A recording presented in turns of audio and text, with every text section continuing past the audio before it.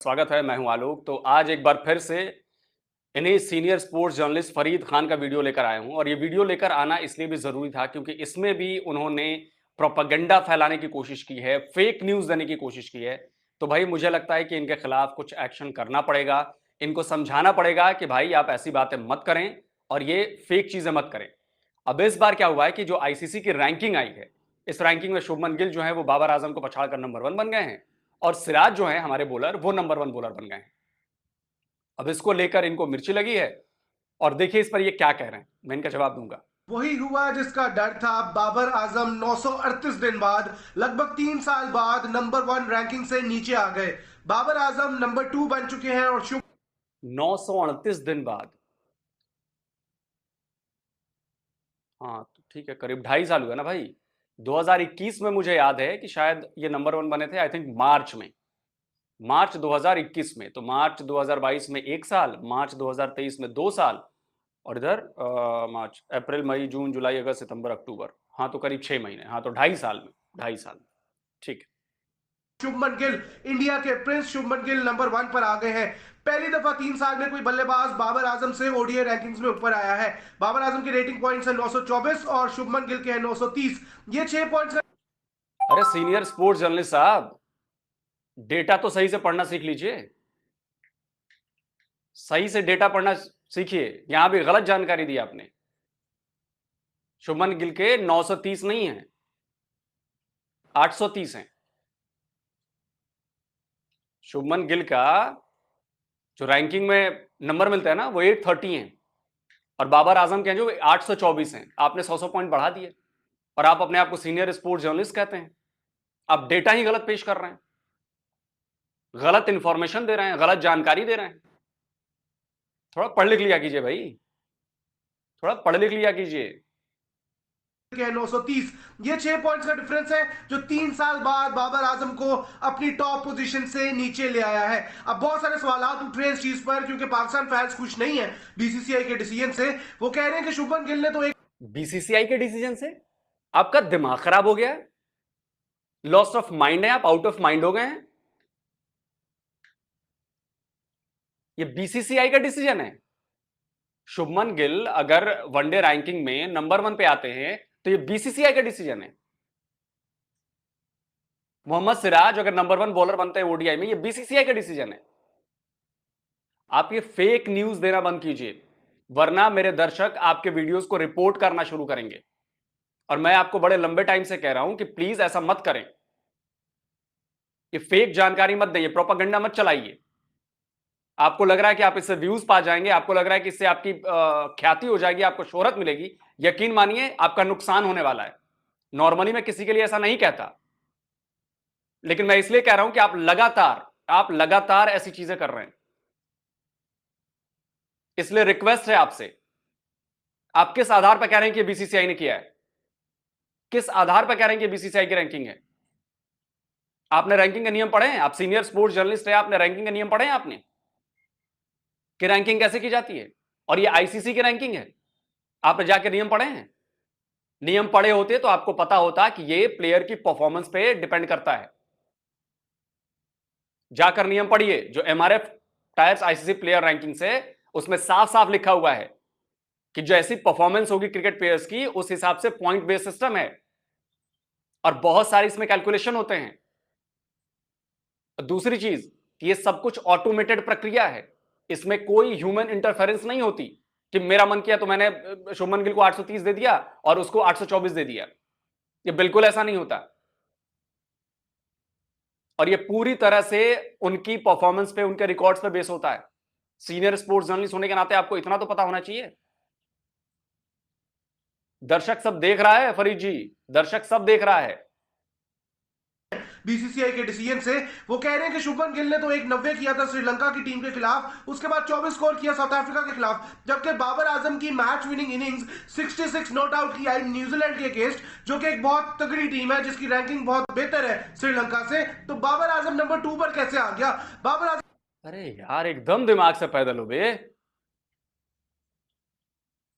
Subjective नहीं होता, ranking का सिस्टम सब्जेक्टिव नहीं है। पढ़े लिखे हो कि नहीं हो? सब्जेक्टिव नहीं है। कि न्यूजीलैंड के खिलाफ। अच्छा, तो जिम्बाबर क्यों कहते हैं उसको, ये भी बताओगे? बाबर आजम को जिम्बाबर क्यों कहते हैं? नहीं बताओगे? छोटी टीमों के खिलाफ उसके भी अच्छे प्रदर्शन है ना। अकल से काम लीजिए फरीद जी, अकल से। आजम को नंबर 1 होना चाहिए और रहना चाहिए था, और फैंस एक्सपेक्ट नहीं कर रहे थे कि शुभमन गिल बाबर को इस वर्ल्ड कप में रिप्लेस कर पाएगा। लेकिन जो हुआ आपके सामने है, इसको बीसीसीआई की साजिश कहें, इसमें बीसीसीआई का हाथ कहें या कुछ भी कहें, लेकिन शुभमन गिल आप ऑफिशियली नंबर 1 बन चुके हैं। और विराट कोहली, एम एस धोनी, सचिन तेंदुलकर के बाद शुभमन गिल चौथे इंडिया के बल्लेबाज हैं जिन्होंने नंबर 1 रैंकिंग संभाली है।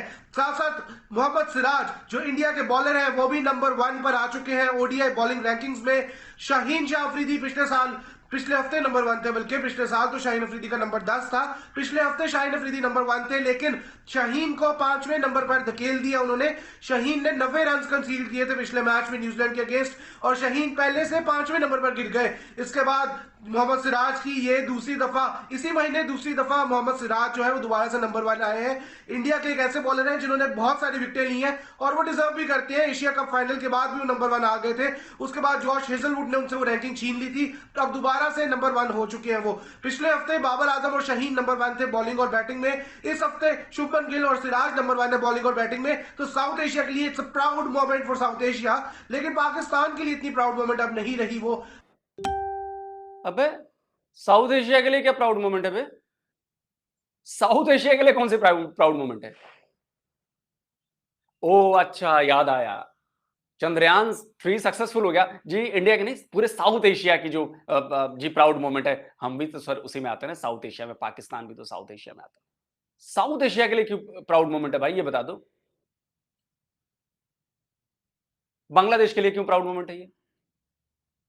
अच्छा, ऐसा तो नहीं कि हम मुसलमानों से जोड़ के देख रहे हैं कि मुसलमान बॉलर जो है वो नंबर 1 हो गया तो जी साउथ एशिया के लिए प्राउड मोमेंट है। अच्छा, ओ हो सकता है ऐसा, हो सकता है। अनफॉर्चुनेटली विराट कोहली की बात करें तो विराट कोहली दिग्गज बल्लेबाज इंडिया के नंबर 4 पर आ चुके हैं। 770 उनके रेटिंग पॉइंट्स हैं। जो क्विंटन डिकॉक है नंबर 3 पर, वो है साउथ अफ्रीका के सलामी ओपनिंग बल्लेबाज, उनके 771 रेटिंग पॉइंट्स हैं। तो विराट भी अब दोबारा से टॉप 3 में आने वाले हैं और हो सकता है कि नंबर 1 पोजीशन के लिए आगे आने वाले वक्तों में वो भी लड़ाई करें। लेकिन बहुत इंपॉर्टेंट है ये भी जानना कि इंडिया के कैप्टन रोहित शर्मा अब नंबर 6 पर आ गए हैं, तो ये उनके लिए एक बहुत बड़ी एफर्ट है। साथ साथ मामूल हक एक पोजीशन नीचे गिर के नंबर 13 पर आ गए हैं। फखर जमान जो है वो नंबर 11 पर आ गए। अपनी बड़ी अच्छी इनिंग्स उन्होंने खेली, fastest century by Pakistan batter किया उन्होंने अगेंस्ट न्यूजीलैंड किसी भी वर्ल्ड कप में। उसके बाद इब्राहिम जदरान ने कल 100 किया, वो नंबर 12 पर आ गए हैं। 7 दर्जे उन्होंने जो है वो हासिल किए है, क्लाइंब किया ऊपर, और आकर नंबर 12 पर वो आ चुके हैं। और शाहीन अफरीदी की दोबारा पाकिस्तान बॉलर्स में सबसे ऊपर अभी भी रैंकिंग है, सबसे आगे वो है, और अभी भी वो नंबर 5 पर मौजूद है। एडम जैम्पा नंबर 3 पर मौजूद है। ऑलराउंडर्स में बात करें तो शाकिब अल हसन अभी भी नंबर 1 पर है, बरजुमान है उस पर, बड़ी बातें उनकी हो रही है, बड़े चर्चे उनके हो रहे हैं ऑफ फील्ड इश्यूज पे, ऑन फील्ड इश्यूज पे, लेकिन अभी भी नंबर 1 ऑलराउंडर्स में बांग्लादेश के कप्तान शाकिब अल हसन ही है। तो आप लोग कमेंट करें, वीडियो शेयर करें, क्या ये बीसीसीआई की साजिश है या डिजर्व करते हैं शुभमन गिल वाकई नंबर 1 होना, और क्या बाबर आजम अब नंबर 2 से नंबर 1 दोबारा हो सकेगा? क्या उसकी एक अच्छी इनिंग्स आएगी अगेंस्ट इंग्लैंड, या सेमीफाइनल में अगर पाकिस्तान इंडिया का मैच होता है कलकत्ता में, तो क्या बाबर और शुभमन में से कौन ज्यादा रन करेगा? वीडियो शेयर करें और कमेंट करके बताएं। यार दर्शकों, मैं तो सबसे पहले आपको कहना चाहूंगा कि भैया हमें काम स्टार्ट करना चाहिए, क्योंकि ये बहुत हो गया। अब ये बर्दाश्त से बाहर की चीज है। मतलब बाबर आजम नंबर 1 की रैंकिंग पे थे तो क्या पाकिस्तानी क्रिकेट बोर्ड की साजिश थी? तब ठीक था जी। क्यों? क्योंकि बाबर आजम अपने प्लेयर हैं और हमारे नंबर 1 है। शाहीन अफरीदी नंबर 1 थे तो वो पाकिस्तानी क्रिकेट बोर्ड की साजिश कहें हम? क्या गोबर भरा हुआ है आप लोगों के दिमाग में यार? एकदम मतलब हद ही कर दी यार आप लोगों ने। कुछ सेंसिबल बात करिए। लाखों सब्सक्राइबर हैं आपके, सेंसिबल बात करिए। और मुझे तो शक हो रहा है आपके कि आपने पैसे देके सब्सक्राइबर बढ़वाए हैं, इस पर भी शक हो रहा है मुझे। मतलब कोई ऐसे बात करता है? बीसीसीआई की साजिश इसमें कहां से हुई, आप ये मुझे बता दें। ये आपने सोच भी कैसे लिया कि इसमें बीसीसीआई की साजिश है कि जिस शुभमन गिल को नंबर 1 बना दो? अगर बीसीसीआई को साजिश ही करनी होती तो करीब 2.5 साल तक बाबर आजम नंबर 1 बने रहे, पहले ही नहीं उठा के फेंक दिया होता। अकल से अंधों की तरह क्यों बात कर रहे हो यार?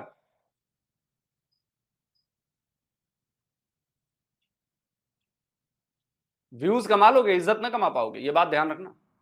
व्यूज कमा लोगे, इज्जत ना कमा पाओगे। 2 कौड़ी की इज्जत नहीं रहेगी आपकी, 2 कौड़ी की, जो इस तरह की बातें आप कर रहे हो।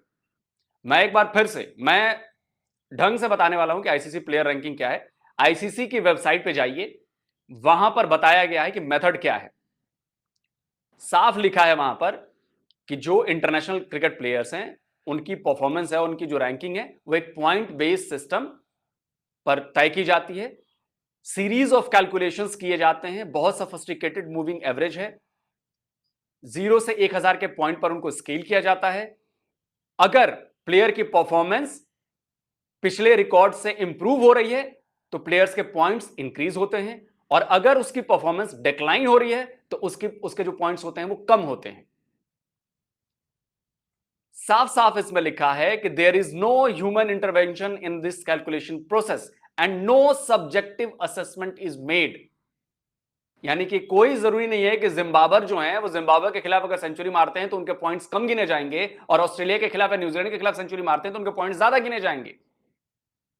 सब्जेक्टिव नहीं है, जैसी परफॉर्मेंस होगी वैसे उनके पॉइंट्स बढ़ेंगे और घटेंगे। तो शुभमन गिल की परफॉर्मेंस आगे बढ़ रही है और आप शुभमन गिल का सवाल उठा रहे हो कि जी इनके खिलाफ सेंचुरी मार दी और कमजोर टीम के खिलाफ मारी, न्यूजीलैंड के खिलाफ बाबर आजम ने मारी।